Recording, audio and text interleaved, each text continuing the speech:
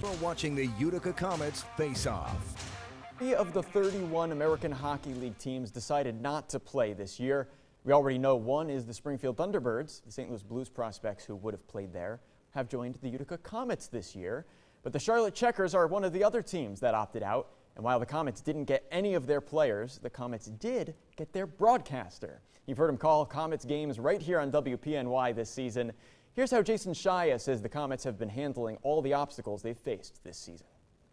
Jason Shirer, broadcaster of the Utica Comets this year. You're in Utica. I got to ask you, we've been here for kind of short season, but how has it felt just to be in the area? How are you enjoying it so far? Well, what's amazing is that the fan base, even though they're not in full in the arena, you still feel it when you're talking to people in the community about the team. People are engaged. I'm at Walmart going grocery shopping, and people see my logo on my jacket, and they start talking to you about the team and the intricacies of what's going on. So that took me back, and it made me realize that you're in a serious hockey market and a really good hockey community, and it can do only energize you. That's all it does. When I get to the building, I'm even more energized to bring the fans the game from the perspective that they know they want to be here.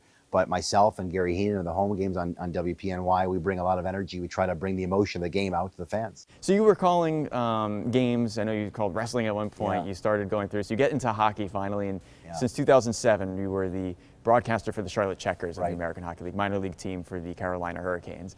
And so without a Calder Cup last year, because the season got cut off, and none this year, you're still a defending champion here. Did you get a ring? Like we got rings and everything. The experience was unbelievable. I can't explain it to people. That year was the best year of not only my professional life, but of my life. Everything that could have gone right went right. We got every bounce, everything worked. And the other thing too is the team. It wasn't players and management. We were one big family. Now, you've called many games in the American Hockey League. You've more than 1,000 at this point over the years. You called a Utica Comets game in 2014. So when you started this year as the first year of being the Comets broadcaster, it was actually your second Utica Comets broadcast in this building.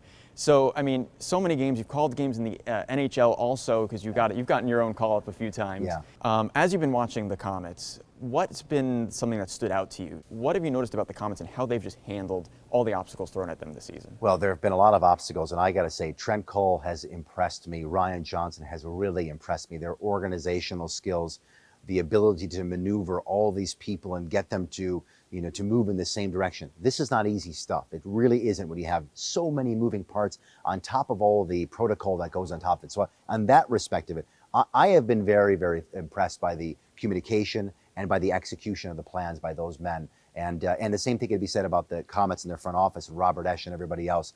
They're moving in simpatico with one another, and it's it's good for everyone. Head coach Trent Cole did say recently, though, that there's no script. And to hear something like that from him, this is a guy who likes to know what he's doing. He has a plan, and it's paid off with success with this team. But to hear that there's no script, that must be an interesting challenge as a broadcaster for the team to know what's coming next, to be able to predict, to be able to put that context of where that future aspect of it. So from your perspective, having watched the Charlotte Checkers and a championship team most recently, what do you notice about how the team is handling this as professionals in professional ice hockey? Well, I think the players have handled it incredibly well, first and foremost. They have not been deterred by the obstacles that are in front of them, things they can't do anything about. They're putting their heads down and going to work. Trent's doing the same thing. You walk into the building, you go, all right, what does today bring? We don't know. Like, whatever's in front of us, we're going to tackle. And I've been just thoroughly impressed by everyone's disposition. This is a team this year that the Vancouver Canucks own, and they have their prospects on the team, and they've partnered with the St. Louis Blues to be able to give them an opportunity because, like the Charlotte Checkers, the Springfield Thunderbirds decided that they were not going to operate this season. And we heard the players and head coach Cole talk often about the leadership, the team bonding. Then you have this month off in the middle because of 10 postponed games where players are going through a really serious coronavirus that they dealt with to come back. What have you seen about the leadership of this team, though, before and after, about how they've gelled as two organizations, as players, and as the Utica Comets? You can't win anything in this league without leadership. You can't. It's not just a word. It's not just something you say. If you don't have the right leaders in that room, and then from the management side and the coaches, if everyone's not adhering to what the team is saying, you're never going to make it. You're never going to win games. You can win a little bit on talent. That's obviously going to get you a good number of wins during the year. But if you want to win the whole thing, you got to have the right leaders in place, because the younger guys have to see what it takes to win and do things the right way. You imbibe a culture in the room, and from that it kind of like spreads, and it spreads where someone says, that's the way I want to do things. If it's going to be that way to be successful, that's what we'll do. And you can see that here. You can see it with people like Curtis McKenzie. You can see it with Sam Annis. They do things the right way, and the outcomes are showing it on the ice. Has there been a guy, a specific person that has stood out to you this year through it all? I would say I'm thoroughly impressed with Sam Annis as a man, as a hockey player, he seems to have a cheerful disposition and at the same time incredibly skilled. And I remember watching him as a rookie in his rookie year and how far he has come to be the league leading scorer last year, and the way that he plays this game, all heart with incredible amount of skill too.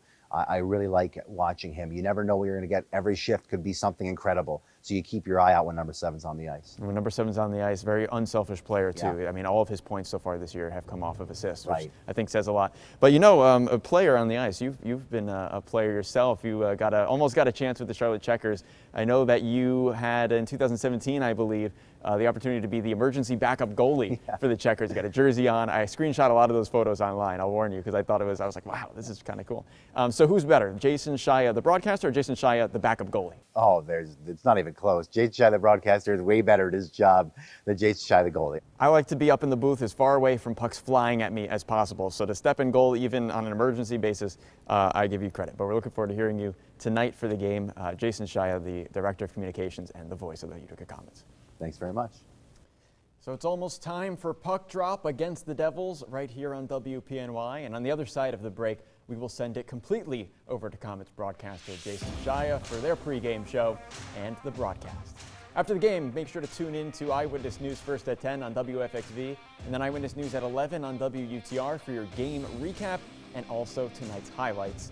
So until then, enjoy the game, everybody. The Devils are in town. As always, stay friendly and stay tuned.